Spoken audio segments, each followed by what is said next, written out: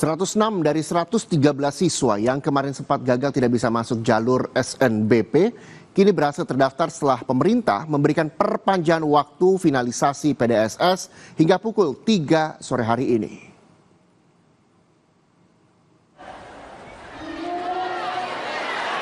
Tujuh siswa lainnya masih diupayakan pihak sekolah karena masih berproses dalam penginputan data.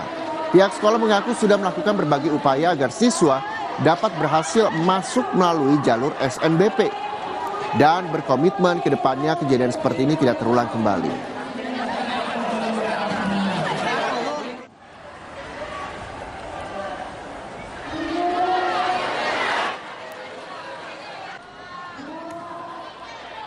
Kemudian sebanyak 7 orang siswa masih diperjuangkan sampai dengan saat ini oleh tim di Kemendikti Jakarta.